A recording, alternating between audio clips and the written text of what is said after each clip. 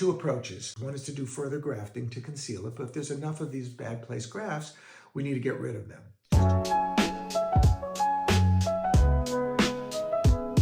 Patient, more and more of them, the reality is, are presenting with unnatural looking hairlines. Typically these are done overseas, but they are done sometimes here in the States with using less than aesthetic techniques, typically by these rent-the-tech operations, these supposed experienced top techs. It's not supervised by physicians. Usually, many times there's very little surgeon involvement. It's just the technicians, which are great. I love my technicians. But we all work together as a team, and they all know what they do best, which is primarily planting and facilitating the harvesting of grafts, FUE grafts.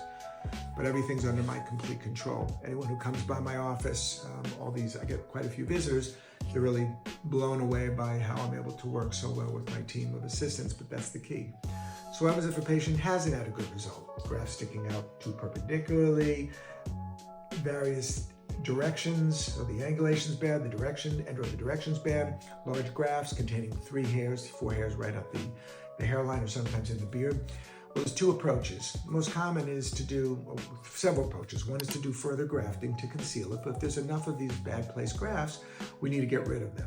There's 2 ways to do that. One is by FUE removal, which basically, just as it sounds, we use FUE techniques to harvest these individual grafts. Usually we take a small cuff of surrounding skin. The grafts are removed. Those tiny holes, 0.85 or 0.9 millimeters, close up by themselves after 3 to 4 days. You can't even find them. We can take out as many as 600, 800 from a hairline. We've taken as many as 3,000 from a beard. Patients have had prior beard transplants. And then the hairs can be replanted, so we're not discarding them. In addition, not only are we taking out the hairs, but we're taking that small cuff of surrounding scarred skin. And where the hairs can be replanted, whether into the old donor site scars from FUE, because many times if there's bad results at work here, there's going to be bad work there, and that means scarring. Usually many times over-harvesting. Or we can plant them, for example, in the beard. We can take them out and put them right back right adjacent into a fresh recipient site. In the scalp, I don't like, if we're going to do more than a couple of hundred removals, I don't like putting them right in the hairline. I'll put them higher up.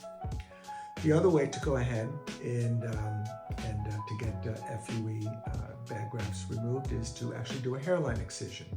It's a form of hairline long surgery. I make the incision around the original hairline that existed before the transplants, advance it forward, secure it, and then that allows me to cut anywhere from 1/2 inch to sometimes as much as 1.5 inches of prior transplanted frontal hairline.